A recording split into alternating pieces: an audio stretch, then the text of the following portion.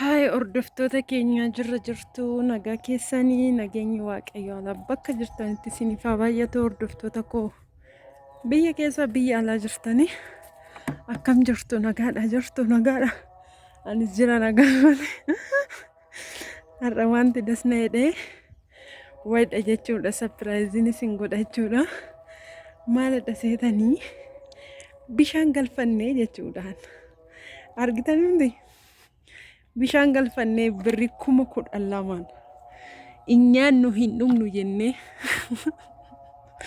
kuna bishaan galchinee jirra kaleessa galgala gashinee kunoo arga akkasiin haala kanaanii baay'ee gammadee baay'ee tokko dasna jedhee jira dhugaa dubbachuudhaa fi bishaan waan qaldii miti.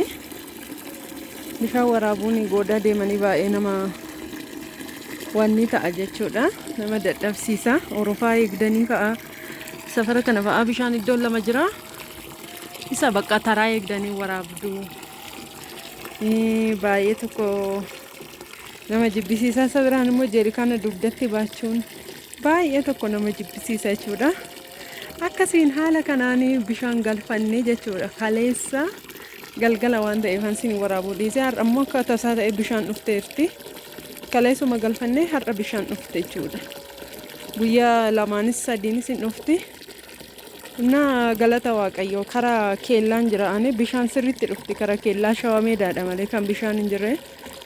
Shawaa meedaatti bishaan hin argamtu. Keellaa garuu baay'inaan sirriitti dhufti bishaan. Inna baay'ee tokko natti tolee gammadee naaf gammadaa. Dhugaa namaaf garuu waan salphaa fakkaachuu danda'a. Waan salphaa miti bishaan galchuu jechuun. Waaqayyo yoo fayyaa namaaf kenne waan hundinuu suuta jedhee dhufaa.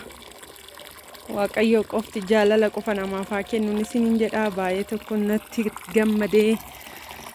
Kunoo bishaan waraabbataan jira mana koo keessa fataa jedhee dananii jechuudha. Bishaan garuu bamanan kiyya lammiin isa kanaa miti kan bite qodaa isaa kana miti ani kanan bite jedhees garuu isaan jijjiiranii fi fidanii fi jechuudhaan kanaa miti garuu kana yoo barbaanne booda hin jijjiirranna nuti garuu amma kan dhufe immoo kanadha garuu lammiin ani mi'a duriiti kanan bite kanan binne jedhee maal gootu gafaana takaraakkaruu hin dandeessan kanayyuu siqaayii meeqaan gubboo meeqaan dhufanii gashanii jechuudha. Na isuma birriidhaan galfattaniyyuu baay'ee rakkoodha jechuudha. Ishii jedhanii dhufanii dafanii nama gashanii baay'ee nama deddeebisuu baay'ee nama xaarsuu baay'ee ulfaataadha jechuudha. Biyya kanatti waa tokko yoo birrii hin qabaanne ta'e yoo nama hin beektani ta'e baay'ee ulfaataadha waa tokko mana keessatti galfachuun dhimma tokko baachuun bakka gubboodha waan hunduu gubboodha biyya kanatti.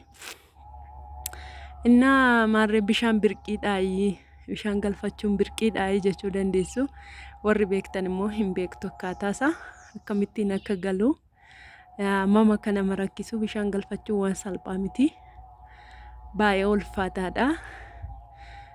Bishaan kanatti birrii 15,000 olitti ba'ee galchuusaa jechuudha.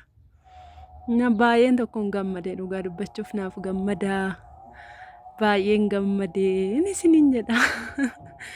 Baay'ee natti tole dhugaa. Na bakka gammachuu isaatti nuun uffata miicca jedhee tana waraabaa jira.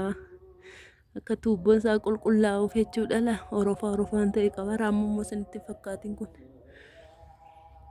Inna akkasii bakka haala kanaan bishaan galfannee baay'ee tokko natti tolee baay'een isin jaalladhaa isin kabajaa laayik sheer naaf godhaa.